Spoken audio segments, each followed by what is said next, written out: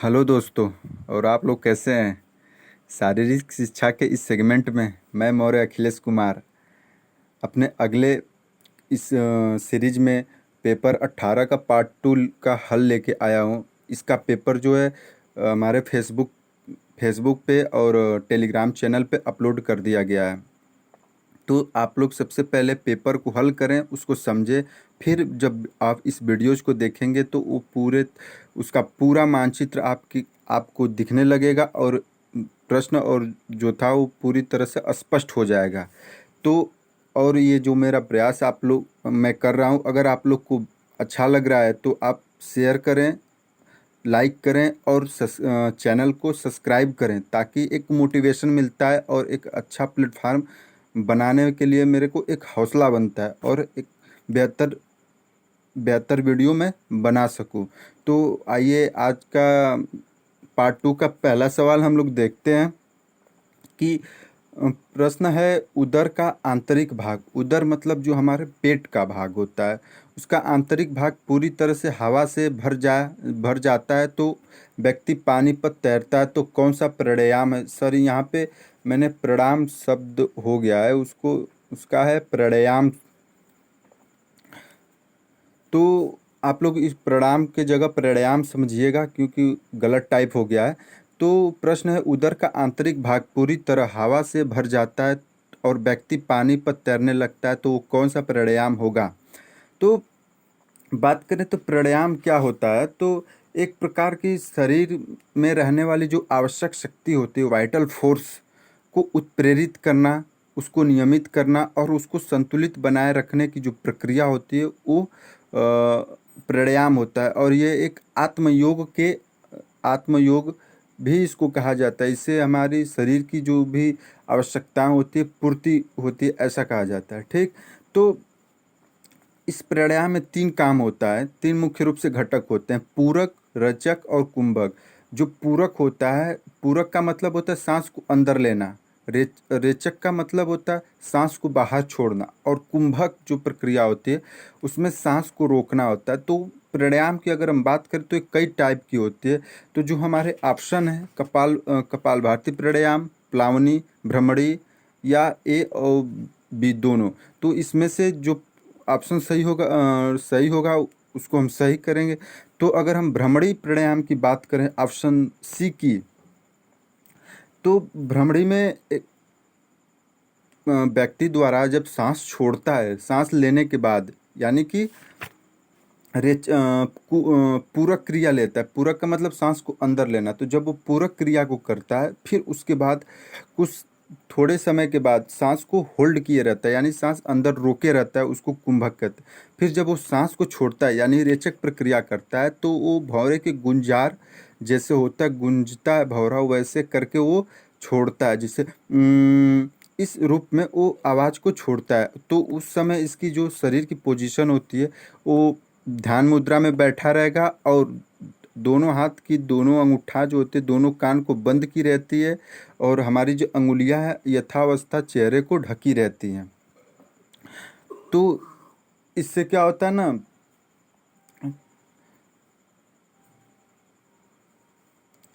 फिर इसके बाद अगर हम ऑप्शन ए कपालभाति प्राणायाम की बात करें, तो कपालभाति प्राणायाम की होता है ये हमारे जो खोपड़ी यानी सिर होती है उसकी बाती और रोशनी का जो रोशनी या चमक लाता है हमारे आँखों के लिए। ये सबसे फायदेमंद होता है और सिर के लिए। तो इसमें दो क्रियाएं होती है। इसमें व्यक्ति द्वारा सांस को तेजी से लिया जाता है, फिर सॉरी सॉरी सांस को धीरे धीरे अंदर लिया जाता है, फिर उसको सांस को बहुत तेजी के साथ, फोर्स के साथ बाहर छोड़ दिया जाता है। इस प्रक्रिया को हम कपालभाति प्राणायाम कहते हैं। फिर जो इस प्रश्न का सही उत्तर है प्लावनी प्राणायाम। जब हम प्लावनी प्राणायाम की बात करें तो ये उदर भाग में, यानी कि पेट का जो हिस्सा हो गया और किडनी सॉरी इस प्रक्रिया में जो होता है, जो योगी होता है अपने पेट के आंतरिक भाग को पूरी तरह से हवा से भर लेता है, यानी कि हमारे जो आंत इंटेस्टाइन होती है उसको, और पेट की जो भाग होता है उसको हवा से भर लेता है। और जब हवा वो भर लेता है तो वो पानी के ऊपर उसका शरीर तैरने लगता है। तैरने यानी अगर हम प्लावनी शब्द का अर्थ समझे तो इसका अर्थ ही होता है तैरना। इसलिए इस योग, इस प्रकार का जो प्राणायाम था, इसको हम प्लावनी प्राणायाम कहा गया। तो इस प्रश्न का सही उत्तर है ऑप्शन बी, प्लावनी प्राणायाम। प्रश्न संख्या 7 पे आते हैं। तो बायोकेमिकल धारणा के आधार पर लीवर क्या है? लीवर यानी, तो बायोकेमिकल यानी बायोमैकेनिक्स के आधार पर लीवर क्या होता है? तो अगर हम ऑप्शन ए शरीर की ग्रंथि की बात करें तो शरीर, तो ये फिजियोलॉजी की भाषा में शरीर की ग्रंथि होती है, एक लीवर होती है जो शरीर की सबसे बड़ी ग्रंथि होती है और पाचक रस का काम करती है, इसे पित्तस्रावित होता है। तो ये फिजियोलॉजी की धारणा से जो होता है लीवर एक शरीर का ग्रंथि है। लेकिन प्रश्न में हमें बायोमैकेनिक्स के आधार पे पूछा है। तो बायोमैकेनिक्स के आधार पर जो लीवर होता है वो एक यांत्रिक मशीन होता है। जो ऑप्शन बी है वो इसका सही उत्तर है, यांत्रिक मशीन। इसमें 3 बिंदु होते हैं, एक फलक्रम, दूसरा बल भुजा जहाँ फोर्स लगाया जाता है, तीसरा होता है रेजिस्टेंस यानी कि भार भुजा जहाँ पे वजन रखा जाता है। और इसके 2 भुजा भी होते हैं, एक भार भुजा जिधर वजन रखा जाता है यानी रेजिस्टेंस लगाया जाता है, और दूसरी भुजा होती है बल भुजा जिधर फोर्स अप्लाई किया जाता है, और ये क्षण समान होती है।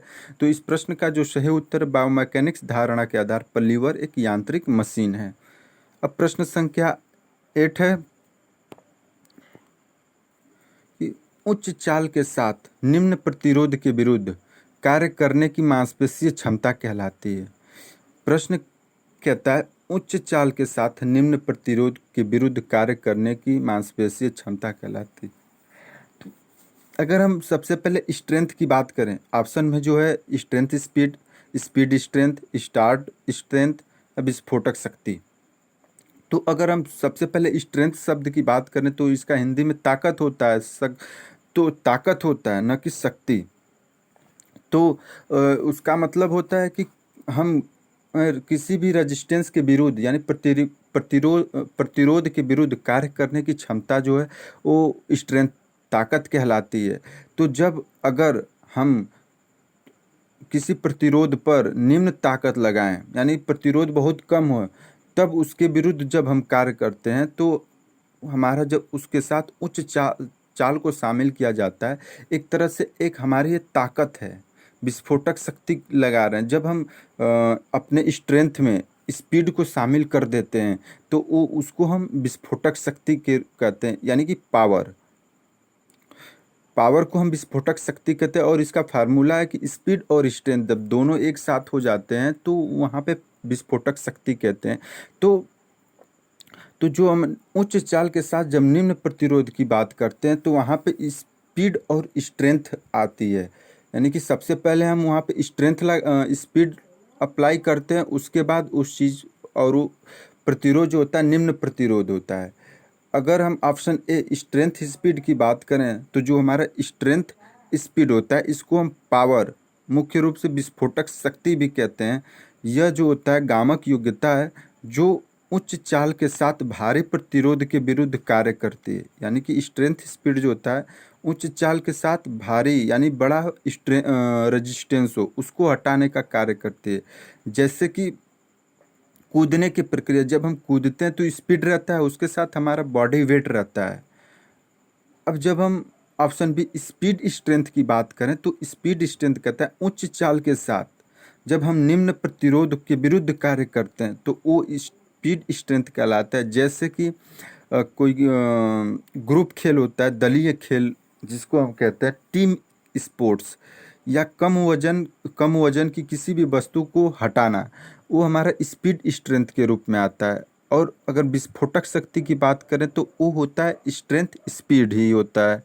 और स्ट्रेंथ, जब हम कोई चीज़ को स्टार्ट करते हैं, जैसे 100 मीटर स्प्रिंट लगाना हो, तो जब वहाँ पे धावक स्टार्ट करता है तो उसको हम स्टार्ट स्ट्रेंथ के रूप में देखते हैं। तो इस प्रश्न का जो सही उत्तर ऑप्शन बी स्पीड स्ट्रेंथ होता है, जिसमें उच्च चाल के साथ निम्न प्रतिरोध को हटाया जाता है। अब प्रश्न संख्या 9 की बात करते हैं, तो ये होता है स्टेटमेंट और तर्क की। तो जो स्टेटमेंट है यानी अभिकथन, ये खिलाड़ी की थकान का कारण मांसपेशियों में लैक्टिक एसिड का इकट्ठा होना है। ये सभी लोग जानते हैं कि सही है। मतलब खिलाड़ियों के अंदर जब लैक्टिक एसिड एक प्रकार से इकट्ठा होने लगता है तो उसके कारण मांसपेशियां शिथिल होने लगती हैं, जिसके कारण मांसपेशियों में थकान आने लगता है। अब तर्क आर, तो इसलिए अभिकथन ए सही है। अब तर्क आर की बात करें तो शरीर में लैक्टिक एसिड के कारण H+ इकट्ठा हो जाता है, जिससे रक्त अम्लीय हो जाता है और उसके परिणाम स्वरूप एंजाइम काम करना बंद कर देते हैं। तो क्या होता है, जब खिलाड़ी या व्यक्ति देर तक काम करने लगता है तो उसके मसल्स में जो लैक्टिक एसिड बनता है, तो जब लैक्टिक एसिड बनने लगता है तो उसमें हाइड्रोजन आयन जो होता है जल के, वो उसको इकट्ठा करने लगता है। जब वो हाइड्रोजन आयन को रक्त में इकट्ठा करने लगता है तो यहाँ पे वो जल जो होता है रक्त अम्लीय हो जाता है और उसके परिणाम स्वरूप जो ब्लड में एंजाइम्स होते हैं वो निष्क्रिय हो जाते हैं, काम नहीं कर पाते, जिसके कारण हमारी मसल्स शिथिल हो जाती है और हमें थकान का महसूस होता है। इसलिए तर्क आर भी सही है और अभिकथन ए का स्पष्टीकरण भी दे रहा है। इसलिए इस प्रश्न का जो सही उत्तर बनेगा वो ए और आर दोनों सही है, और तर्क आर अभिकथन ए का स्पष्टीकरण भी है। तो इसमें ऑप्शन सी जो है इस प्रश्न का सही उत्तर है। अब प्रश्न संख्या 10 पे चलते हैं, यानी कि पेपर 18 का अंतिम सवाल पे। तो इसमें मैचिंग करने वाला सवाल है, जिसमें 2 सूचियाँ दी गई है, सूची 1 और सूची 2। सूची 1 में जो होते हमारे मसल्स के नाम दिए गए हैं और सूची 2 में पोजीशन दी गई है कि मसल्स की कहाँ कहाँ स्थित होती है। तो सबसे पहले हैमस्ट्रिंग मसल एक की बात करते हैं। तो जो हमारी हैमस्ट्रिंग मसल्स होते हैं, ग्रुप ऑफ मसल्स के हैं, ये होते हैं हमारे जांघ के पीछे की जो भाग होता है, पार्श्व भाग होता है, वहाँ की जितनी मसल्स होते हैं उनके सभी मसल्स के जो ग्रुप हैं उसको हम हैमस्ट्रिंग मसल्स कहते हैं। तो इसलिए जो हमारा हैमस्ट्रिक का मैचिंग होगा वो होता है सी से जांघ के मसल का पार्श्व भाग से। अब आप दूसरा है ग्लूटियस मसल्स। ग्लूटियस मसल्स जो होता है 3 प्रकार, ग्लूटियस मैक्सिमस, मिनिमस, मैक्सिमस होता है, यानी कि ये भी ग्रुप एक प्रकार का ग्रुप मसल्स का नाम है। तो ये जो होता है हमारे कुल्हे पे पीछे की ओर होता है। तो जो ग्लूटियस की मैचिंग होती है वो कुल्हा से हो गई। अब लैटिस्मस डॉर्सी जो मसल्स होती है हमारे पीठ पीठ पे होती है, और उसका एक भाग जो होता है चेस्ट के साइड में रहता है, और वो जैसे जैसे पीठ की ओर जाती है उसकी चौड़ा होती जाती है। यानी कि जब हम हाथ जब उठाते हैं तो हाथ को ऊपर उठाते वक्त जो मसल्स इसका विरोध करते, यानी कि एंटागोनिस्ट मसल्स के रूप में काम करती है, हाथ को नहीं उठाने देती, वो होती है लैटिस्मस डॉर्सी। और ये हमारे पार्श्विक पीछे होता है, यानी कि पीठ के पीछे, पीठ साइड में होता है। तो इसका मैचिंग बी से हो गया। अब आते हैं गैस्ट्रोनीमियस मसल्स। तो जो गैस्ट्रोनीमियस मसल्स होते हैं इसको हम काफ मसल के रूप में जब भी जानते हैं, और ये हमारे पैर की जो नीचे की पिंडलियाँ होती है, घुटने के नीचे की मसल्स जो होती हैं उसको हम गैस्ट्रोनीमियस कहते हैं। तो इसका मैचिंग डी से हो गया। तो अगर हम इस मैचिंग को देख के अगर विकल्प की बात करें तो इस विकल्प में ऑप्शन सी जो होता है इस प्रश्न का उत्तर बनेगा, क्योंकि इसमें 1 का सी, 2 का ए, 3 का बी और 4 का डी मैच करता है, इसलिए इस प्रश्न का सही उत्तर होता है ऑप्शन सी। तो इस तरह से हमारा पेपर 18 का भाग 2 भी पूरा होता है।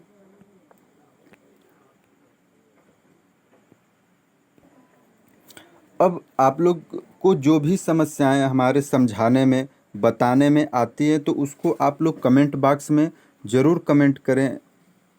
और उसके साथ जो भी सुझाव हो आप लोग का वो सुझाव हमें दे, जिससे एक तरह से हम लोग को मोटिवेशन मिलता है और एक इफ़ेक्टिव काम करे और प्रभावपूर्ण रूप से एक नए तरीके से वीडियो बनाने के लिए एक मोटिवेशन मिलता है हम लोग को, ताकि इस चैनल को एक बेहतर प्लेटफार्म दिया जा सके फिजिकल एजुकेशन की तैयारी के लिए।